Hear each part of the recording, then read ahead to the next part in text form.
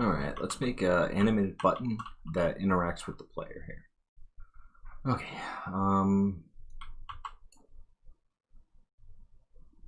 so let's make a blueprint. It's going to be an actor. This is going to be our button AP. And I want to make a mesh here that we can use. So I'm going to do a box here. Let's scroll them down.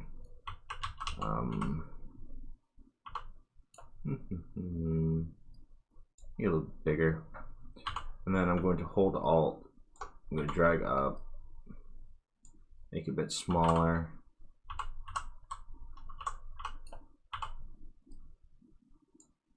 Yeah, that looks good. Okay. So this will work with whatever you have. Okay. So I'm going to make this static mesh out of that guy. And this is going to be my base mesh. Put them in content. Let's give them some collision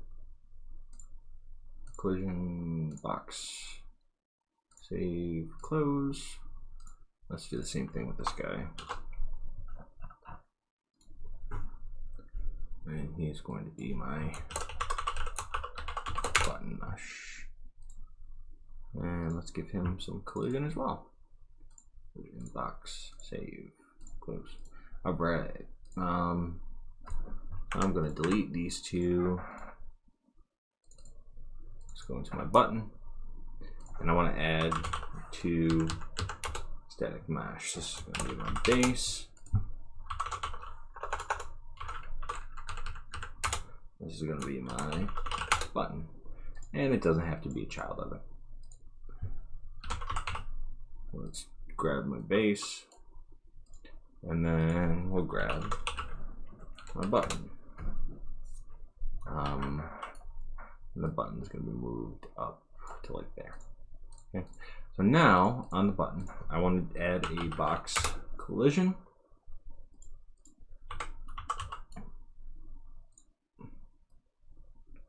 And I want that collision to be like right about there. Okay.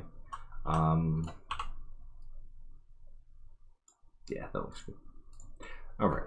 So now what I want to do is begin overlap, and I also want an end overlap. Okay. We want to cast to third-person character on both. And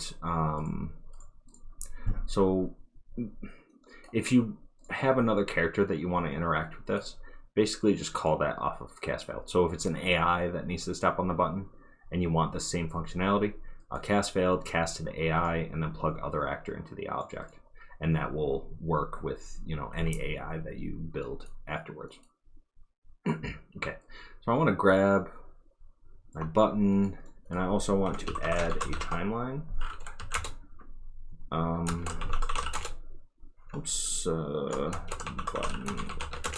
call it button anim. We'll double click on that. I want to add a float track.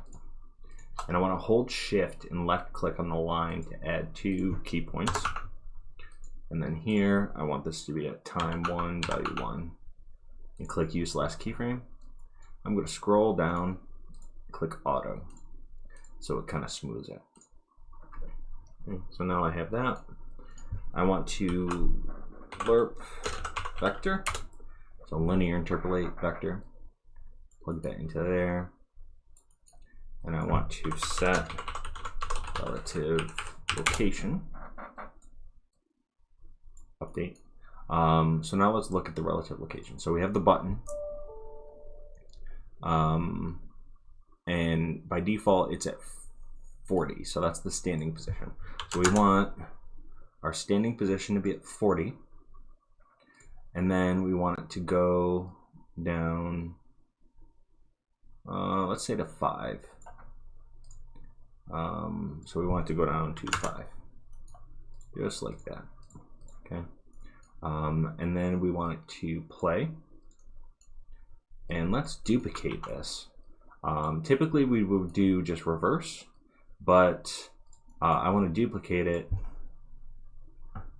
Actually, no, we're just gonna play. And I'm gonna do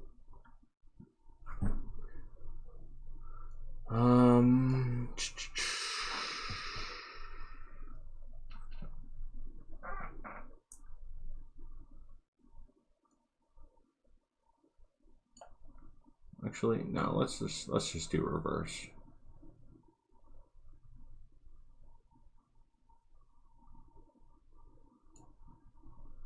And I'm pretty sure I'm gonna have to do current location to reverse location, but let's test this out here. Oops.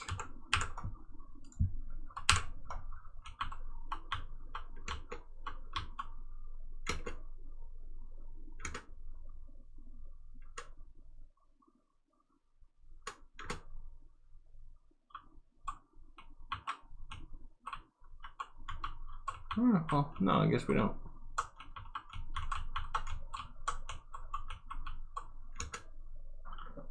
And if we want to go faster, what we can do is change this to like 0.5.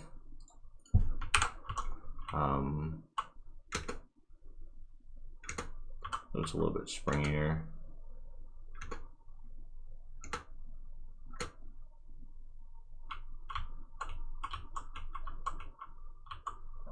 So it reacts to us a little bit. Let's do 0.2. Let's see what that looks like.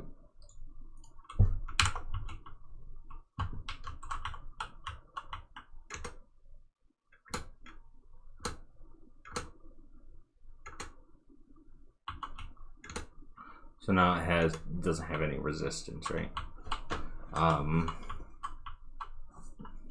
So what's cool about this system though is we can also back this up.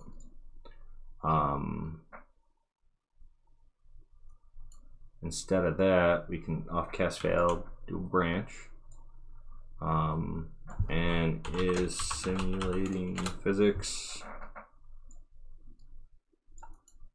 true. We can also play there, and then cast failed component true reverse. So now let me basic, I'll do a cube. I want this cube to simulate physics.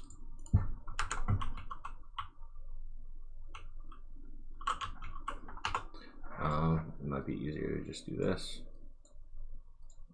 I'm just going to rotate my character so I can see it.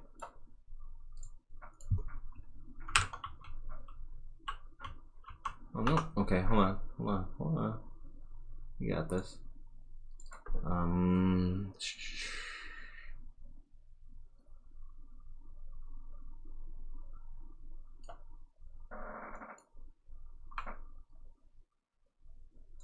Let's try overlapped component. Other components should do it, but oh, I guess not. I mean, of course you can do, instead of doing this, actor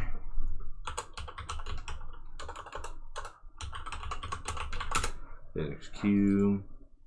If we go ahead and add a cube, make it the root, simulate physics, and then here we can cast failed, cast to physics cube, other actor, plug that in, do the same thing here. You know, so like in Portal, how you drop a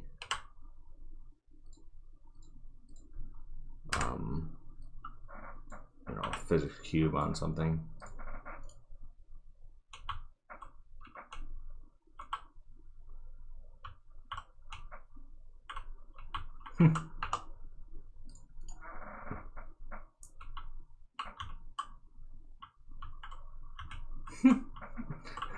That's kind of cool. Like sense of flying in the air. That's awesome. So yeah, that's how you would do an animated button. Thanks.